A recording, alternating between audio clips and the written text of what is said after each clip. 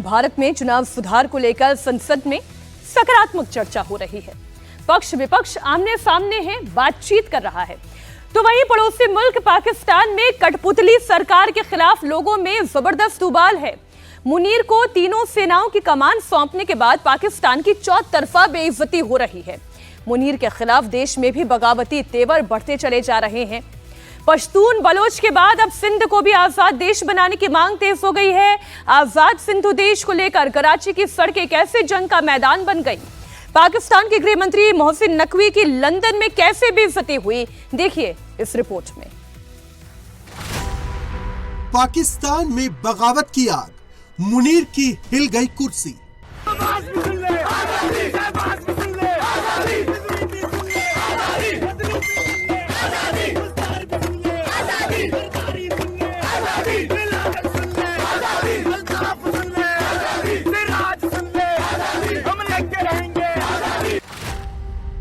अलग सिंधु देश की मांग, पाकिस्तान के होंगे दो टुकड़े।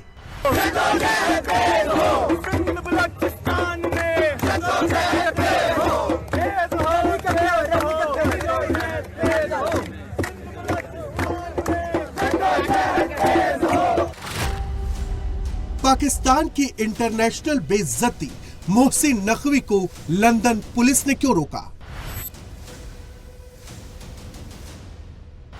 मुनीर के खिलाफ बगावत तेज हो गई है, तो दूसरी तरफ पाकिस्तान की इंटरनेशनल बेइज्जती सामने आई है।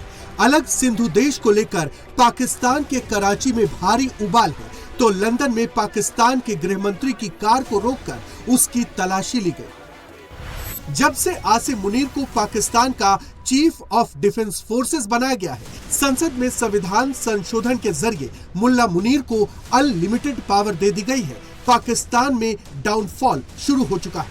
पाकिस्तान की चौतरफा बेइज्जती हो रही है।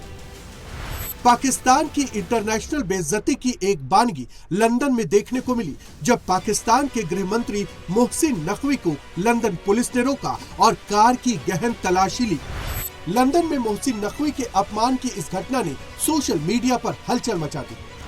तस्वीरों में दिख रही ये वही कार है जिसमें पाकिस्तान के गृह मंत्री मोहसिन नकवी बैठे हुए। जब कार लंदन में ब्रिटिश फॉरेन ऑफिस के बाहर पहुंची तो सुरक्षा कर्मियों ने पहले उसके कागजात की जांच की। इसके बाद शुरू हुई पाकिस्तान की बेइज्जती।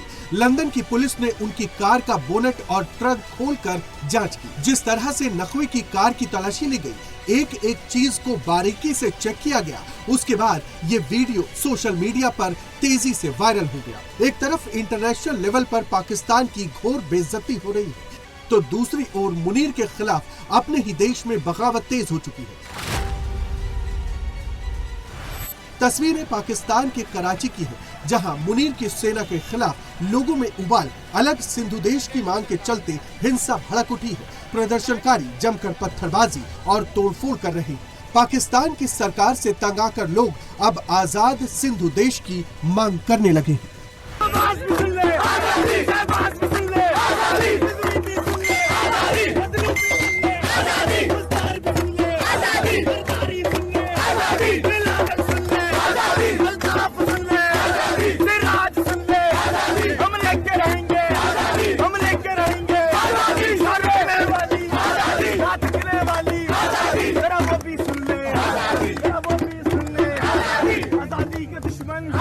जरा तू भी सुन ले आजादी का दुश्मन, जरा तू भी सुन ले तनकीद का दुश्मन, जरा तू भी सुन ले हम लेके रहेंगे प्यारी प्यारी है जान से प्यारी है जान से प्यारी। तेज हो तेज हो सिंध बलोचिस्तान में तेज हो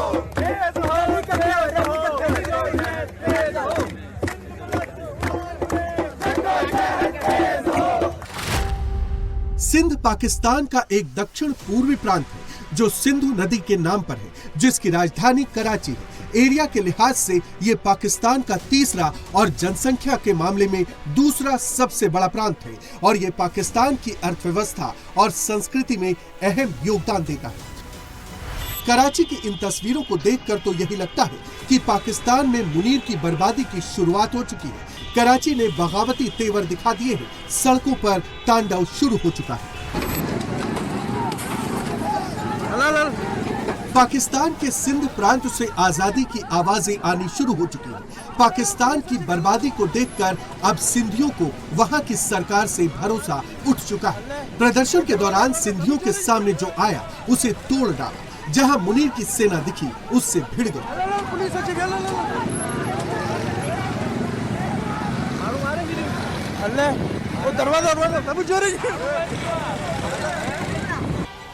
पाकिस्तानी सरकार के खिलाफ बगावत भी ऐसी वैसी नहीं। प्रदर्शनकारियों ने मुनीर की सेना को दौड़ा दौड़ा कर पीटा। सुरक्षाकर्मी अपनी जान बचाकर भागते नजर आए।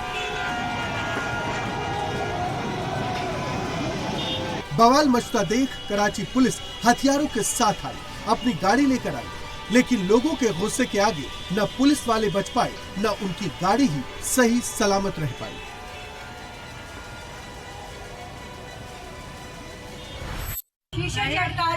इसकी वीडियो बनाओ। ये देखो इसकी वीडियो बनाओ। ये देखो ये देखो ये सब निकल ले। शीशा टूट के आ जाएगा।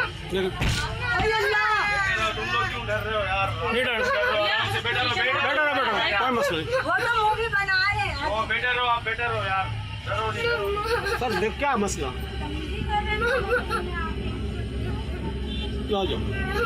भाई ये शीशा टूटा।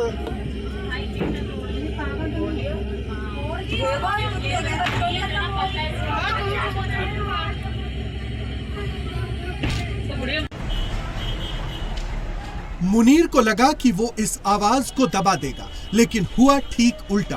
कराची पुलिस अपनी जान बचाकर भागी और सिंध के प्रदर्शनकारियों ने इसके बाद मुनीर की फोर्स की गाड़ियों की क्या दुर्दशा की, ये आपके टीवी स्क्रीन पर। दरअसल पाकिस्तान में जो हालात हैं उससे वहां के लोग तंग आ चुके हैं। दिनों दिन पाकिस्तान की स्थिति बद से बदतर होती जा रही है। हर मोर्चे पर पाकिस्तान रसातल में जा रहा है। पाकिस्तान में बची है तो सिर्फ दहशतगर्दी, और इसके लिए लोग मुल्ला मुनीर को सीधे तौर पर दोषी मानते हैं।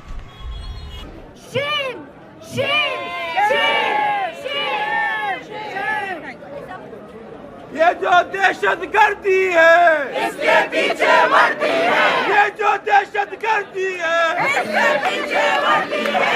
ये जो दहशतगर्दी है इसके पीछे वर्दी है।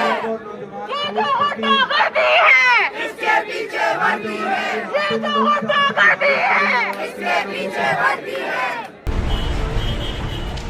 पाकिस्तानी अवाम के साथ ही वहां की मीडिया भी अब पाकिस्तान की नीति पर सवाल उठा रही है। चाहे अर्थव्यवस्था हो या एजुकेशन, स्वास्थ्य हो या कोई दूसरा क्षेत्र, हिंदुस्तान के आगे पाकिस्तान कहीं नहीं टिकता।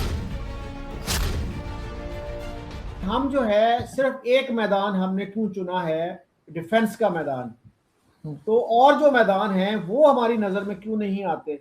मसलन हमारी अप्रोच ये होती है जी कि अगर इंडिया के पास 100 एयरक्राफ्ट हैं, फाइटर जेट्स हैं, तो हमारे पास 50 तो होने ही चाहिए। अगर उनकी फौज जो है 7 लाख है तो हमारी उनकी फौज अगर 14 लाख है तो हमारी 7 लाख तो होनी ही चाहिए। तो ये जो कंपैरिजन्स हैं ये जो हैं हमें बहुत दूर तक नहीं लेके जाएंगे। हमें दूसरे मैदानों में भी देखना चाहिए। तालीम की आपने जैसे बात की कि जिस मुल्क के 27 मिलियन बच्चे स्कूलों से बाहर हों उसका क्या फ्यूचर होगा, जिसके 40% बच्चे जो है स्टंटेड ग्रोथ का शिकार होंगे, उसका कैसे ब्राइट हो सकता है फ्यूचर। 47 में इंडिया में लिटरेसी रेट जो था 12% था। विकिपीडिया पे जाके आप देख लीजिए, तो आज वो 80% के करीब है। अभी जब सेंसस होगा तो हो सकता है 80 से भी कुछ ऊपर ही हो। हमारे यहाँ जो है लिटरेसी रेट जो है 60-62 से ऊपर जाने का नाम नहीं ले रहा, और बीच में कुछ अरसा ऐसा भी आया वो नीचे चला गया था, 58 पे चला गया था।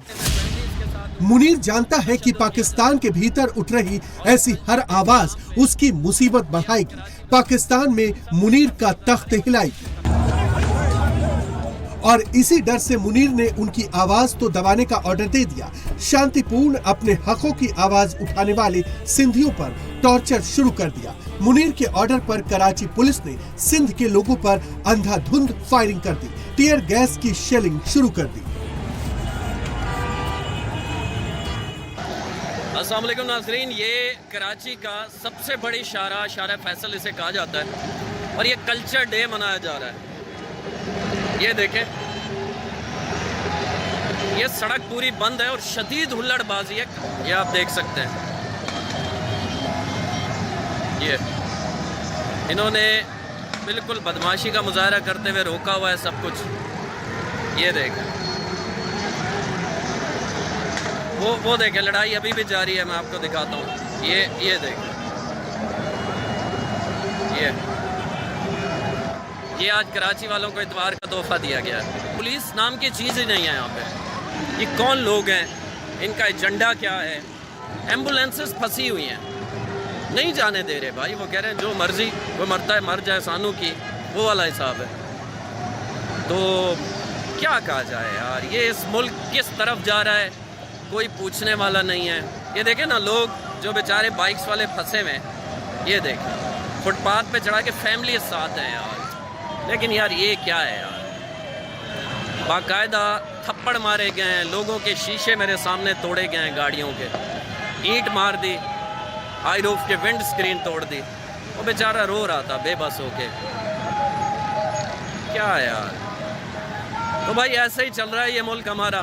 कि यहाँ पर जनाब, यहाँ पर ये सिंध के कारकुनान मुश्तहिल हो चुके हैं और यहाँ पे उनको रोका गया है। उन्होंने शायद एक पुलिस वाले को पकड़ा है और उसको ज़दोखोफ कर रहे हैं। ये बहुत लंबी लंबी कतारें लग चुकी हैं सामने वाले रोड पे जो एयरपोर्ट से नर्सरी की तरफ और सदर की तरफ आ रहा है। ये एयरपोर्ट जाने वाला रोड है, बिल्कुल आपको खाली नज़र आ रहा है, लेकिन दूसरी तरफ आप देखें दूर दूर तक जो है वो गाड़ियों की कतारें हैं। मुनीर की फोर्स सिर्फ शेलिंग पर ही नहीं रुकी, वो आजादी की डिमांड करने वाले सिंधियों को पकड़ पकड़ कर लॉकअप में डालने लगे। जेल के भीतर 3rd डिग्री टॉर्चर दिया गया। सिंध में फैली ये आग अब बहुत तेजी से पाकिस्तान के कोने कोने में फैल चुकी है। पाकिस्तान इस समय बगावत की आग में झुलस रहा है और मुनीर के मुल्क पर एक बार फिर कई टुकड़ों में बंटने का खतरा मंडराने लगा है। और जब से भारत के रक्षा मंत्री राजनाथ सिंह ने कहा है कि भविष्य में सिंध फिर से भारत में वापस आ सकता है, तब से पाकिस्तान में हड़कंप मचा हुआ है। मेरे बहनों भाइयों, यह भारत का हिस्सा भले ही न हो, लेकिन सभ्यतागत रूप से सिंध हमेशा भारत का हिस्सा रहेगा। और जहां तक जमीन की बात है तो बॉर्डर्स तो बदल सकते हैं, क्या पता कल को सिंध भारत में फिर से वापस आ जाए। लेकिन सिंध के हमारे लोग जिन्होंने सिंधु नदी को पवित्र माना है, हमेशा हमारे वो अपने रहेंगे, वो चाहे कहीं भी हों। अडवाणी जी ने अपनी एक पुस्तक में लिखा है कि सिंधी हिंदू और विशेषकर उनकी पीढ़ी के लोग अभी भी भारत से सिंध को अलग करने की बात को स्वीकार नहीं कर पाए हैं। न केवल सिंध में बल्कि पूरे भारत में हिंदू सिंधु नदी को पवित्र मानते थे। सिंध के कई मुसलमान भी मानते थे कि सिंधु का जल मक्का के आबे जमजम से कम पवित्र नहीं है। पाकिस्तान में सिंधु देश से लेकर बलूचिस्तान तक आजादी की मांग तेज हो गई है। लोग मुनीर के चंगुल से किसी तरह छुटकारा पाना चाहते हैं। सिंधु देश के अलावा पाकिस्तान में अलग पश्तूनिस्तान, बलूचिस्तान के लिए लोग लंबे समय से आजादी की लड़ाई लड़ रहे हैं। पाकिस्तान से अलग होकर वो अलग देश चाहते हैं। इन लोगों पर पाकिस्तान और उसकी फौज लगातार जुल्म करती आई है। इनसे बार बार भेदभाव किया जाता है। फिलहाल कराची में आजाद सिंधु देश को लेकर लोगों में जो उबाल आया है, लोगों ने जिस तरह से बगावती तेवर दिखाए हैं, उससे मुनीर की बोलती बंद हो गई।